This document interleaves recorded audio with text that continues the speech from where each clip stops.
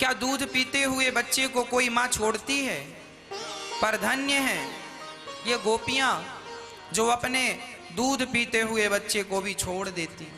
किसके लिए?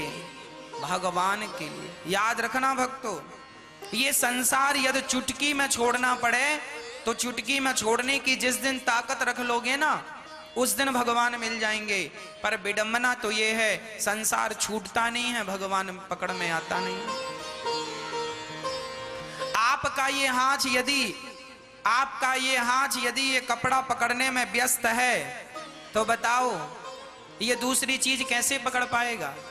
अरे पहले इसे छोड़ो तब ये दूसरी चीज पकड़ में आएगी। भगवान का हाथ पकड़ना हो तो संसार का हाथ छोड़ना पड़ेगा। जब संसार का हाथ छोड़ोगे तो गोविंद का हाथ पकड़ में आएगा।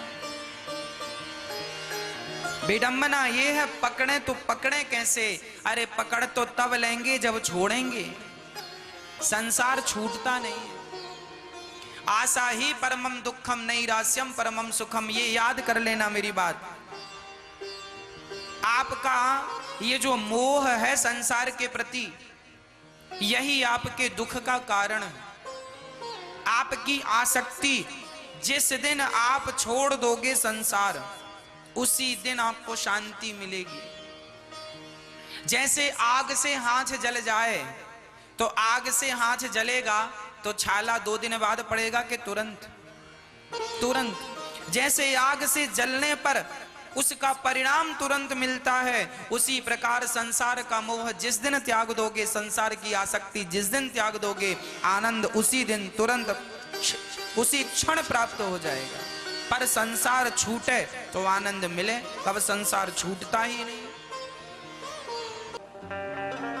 जिस दिन हम सब छोड़ देंगे उस दिन भगवान मिल जाए। पर सब कैसे छूटना है? एक होता है हाथ से छोड़ना, एक होता है मन से छोड़ना। एक गुरु जी के 2 चेला थे, ध्यान से सुनो। एक गुरु जी के 2 चेला थे। गुरु जी ने सख्त आदेश दिया था, बेटा किसी भी स्त्री का स्पर्श नहीं करना, भिक्षा मांग कर खाना है, राम नाम जपना है, और किसी भी स्त्री का स्पर्श भी नहीं करना। दोनों चेला बड़े समझदार थे। उनमें एक चेला बड़ा सीनियर था, पुराना था, और एक चेला अभी 1-2 साल की भर्ती थी, बहुत नया था। नया सन्यास लिया, और दूसरा वाला था पुराना सन्यासी था, वो ज्ञानी भी था। रहते रहते भाई, सीनियर तो सीनियर ही होगा। गुरुजी ने दोनों को कहा, जाओ आज फलाने गांव से भिक्षा लाओ। तो सीनियर और जूनियर सन्यासी दोनों चले, भिक्षा मांगने गए। कहा गुरुजी ने किसी स्त्री का स्पर्श ना करना। दोनों गए। अचानक बारिश का मौसम था, तेज बारिश हुई तो नदी में बाढ़ आ गई, अधिक पानी आ गया।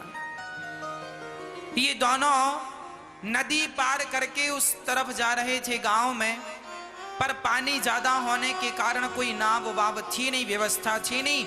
एक स्त्री आ गई, जवान लड़की थी, सुंदर थी।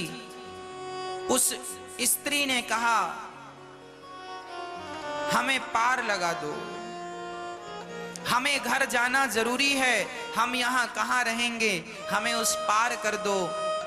अब ये सन्यासी, गुरुजी ने बिल्कुल आदेश दिया है कि किसी भी स्त्री का स्पर्श नहीं करना, और वो लड़की मदद मांग रही है कि हमें उस पार कर दो। दोनों भिक्षा लेकर वापस आ रहे थे, अभी अभी दोनों नदी को पार करके आए हैं, और इस पार आए तो एक लड़की मिल गई, बोले हमें उस पार कर दो, हमारा गांव है, रात हम कहाँ रहेंगे, सूर्य ढलने वाला है, कहाँ जाएंगे हम, हमारा कोई सहारा बन जाए।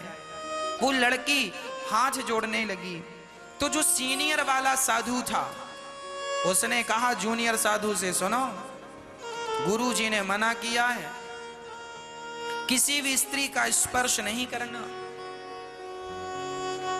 पर जूनियर साधु को लगाना, ये स्त्री हमें मदद के लिए पुकार रही है और इंसानियत के नाते परमार्थ के लिए तो साधु का शरीर होता है, हमें इसकी मदद करनी चाहिए। साधु ने उस लड़की को अपने कंधे पर बिठाया और कंधे पर बिठाकर नदी पार कराया।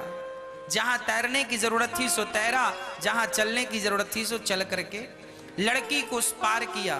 बड़ी जवान बड़ी सुंदर लड़की थी, वो लड़की पार हो गई। साधु उसे पार लगा के आ गए। अब वो सीनियर वाला साधु वो बड़ा बिगड़ गया। क्यों? गुरुजी ने मना किया था किसी स्त्री को स्पर्श नहीं करना। अब वो सीनियर साधु उससे अलग अलग चले, बोले हम तुझे छुएंगे नहीं, तूने पराई स्त्री को छू लिया, हम तुझे छुएंगे नहीं, स्पर्श नहीं करेंगे तेरा। और वो जूनियर साधु लड़की को पार करके वो अपना भगवान के चिंतन में खो गया। वो भगवान का चिंतन कर रहा है और ये सीनियर साधु वो लड़की का चिंतन कर रहा। उसको बिठाया, उसको कंधे पे, उसको कंधे पे, यहाँ कंधे पे, यहाँ। दोनों गुरुजी के पास आए। सीनियर साधु की आंखें लाल लाल थी। गुरुजी ने कहा क्यों, क्या हुआ?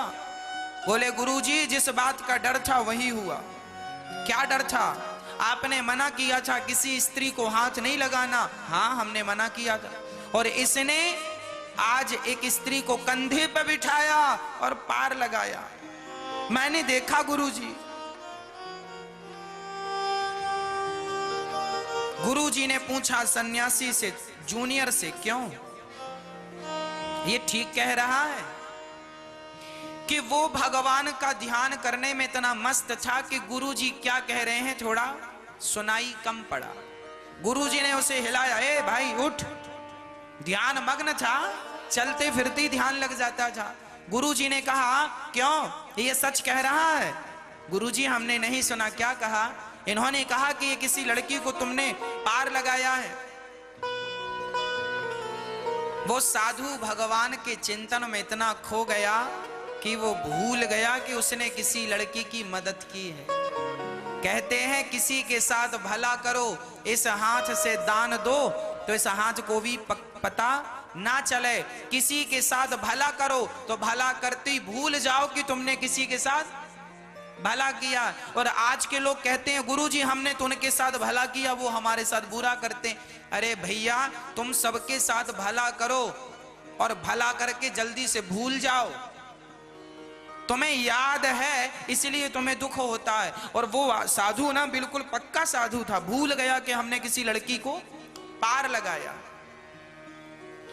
पर याद दिलाया, हाँ हाँ हाँ गुरुजी अभी घंटे भर पहले हमने एक लड़की को पार लगाया है।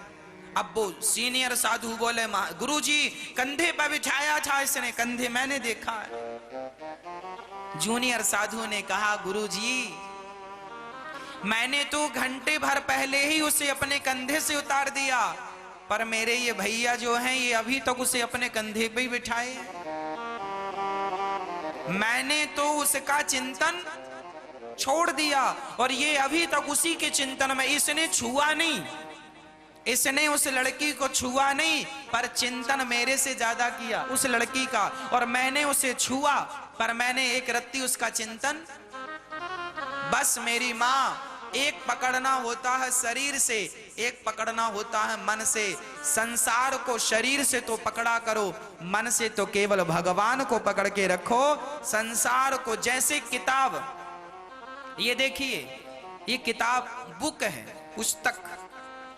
ये देखिए बाहर ये कितनी किताबें हैं बोलो? एक। ये देखो एक है ना, एक है, पर इसके अंदर देखो पन्ने अलग अलग। ये है एक, पर इसके अंदर सारे पन्ने अलग अलग हैं। कोई पन्ना किसी से चिपका, कोई कागज किसी से चिपका नहीं है।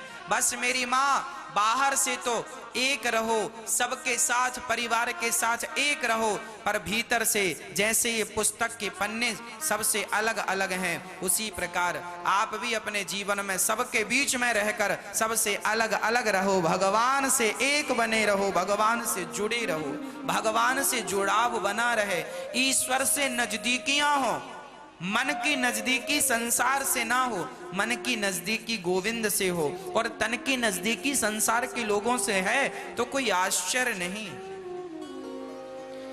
आप किसी स्त्री का, किसी पुरुष का आप यदि अधिक चिंतन करेंगे तो आप ये समझिए कि आपने अपनी खोपड़ी में उसी को बिठा रखा है और वही आपके भजन की बाधा है।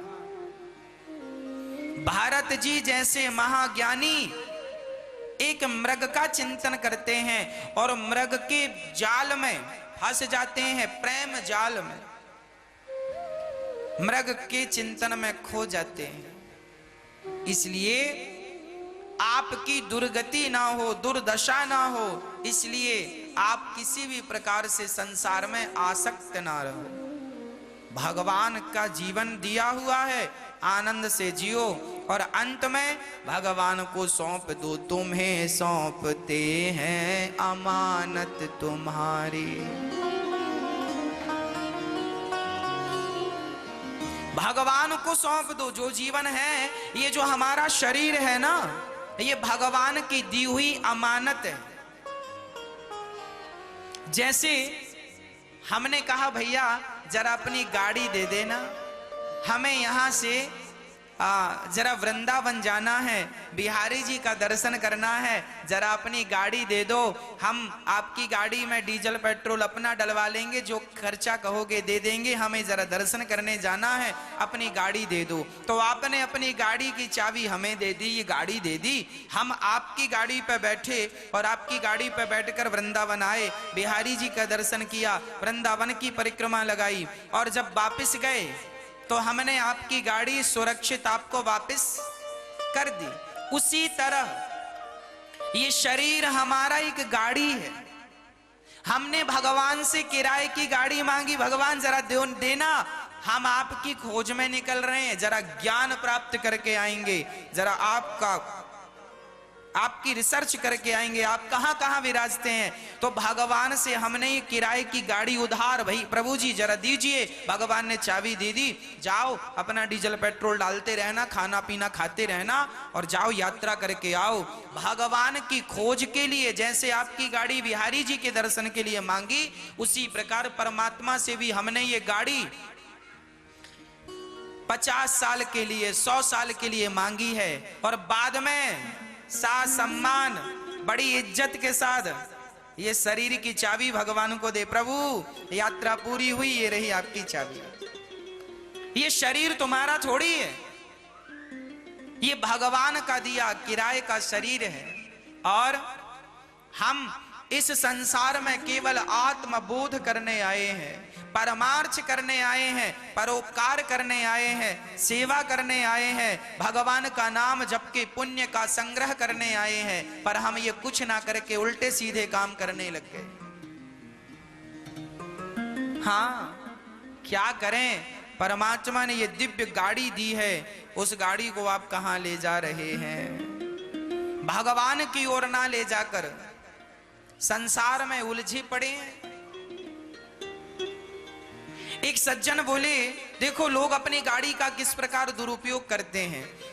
एक सज्जन ने गाड़ी खरीदी नई, और बढ़िया दिन भर वो उसे पहुंचते ही रहते। आपने देखा होगा जो नई गाड़ी खरीदता है ना, महीने 2 महीने तो पहुंचने की उसकी इच्छाएं होती हैं, इसको पहुंचते रहे, मजा आता उसको घिसने में।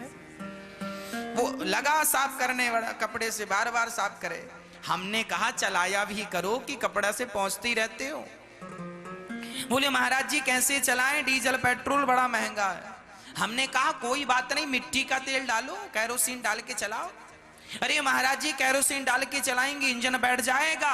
हमने कहा पागल, गाड़ी का इंजन ना बैठे इसके लिए तू कैरोसिन नहीं डालता, और तू शराब पी पी के ये जो शरीर का इंजन बिठा ले जा रहा है इसकी चिंता नहीं है। अरे गाड़ी का इंजन बैठ गया तो ठीक भी हो जाएगा, पर शराब पीने से तेरा एक बार शरीर का इंजन बैठा फिर ठीक होने वाला नहीं है। लोग गाड़ी की कदर तो करते हैं, पर परमात्मा की दी हुई ये दिव्य गाड़ी है जो तुम्हें भगवान तक पहुंचा सकती है, उस गाड़ी की आप कदर नहीं करते। कुछ लोग तंबाकू गुटखा खाकर इस गाड़ी को बिगाड़ते हैं, कुछ शराब पीकर इस गाड़ी को बिगाड़ते हैं और अपनी जिंदगी तबाह कर लेते हैं, बर्बाद कर लेते हैं। जब आप नरक जाते हैं ना तो यमदूत वहां बहुत मारते हैं। इसलिए मारते हैं क्यों? तुम्हें इतना बढ़िया शरीर दिया गया था, इतना बढ़िया मौका था, राम नाम जप के परोपकार करके अपनी गति कर लेते, पर तुम नरक आ गए। जब आप गुजरती है ना तब पता चलता है कि क्या है जीवन। इसलिए कहता हूं एक क्षण का दुरुपयोग ना करो। शरीर परमात्मा की दी हुई गाड़ी है, इस गाड़ी से भगवान को प्राप्त कर लो, क्योंकि ये गाड़ी वापस करनी पड़ेगी और वापस करने के पहले ईश्वर के चरण पकड़ में आ गए काम बन जाएगा।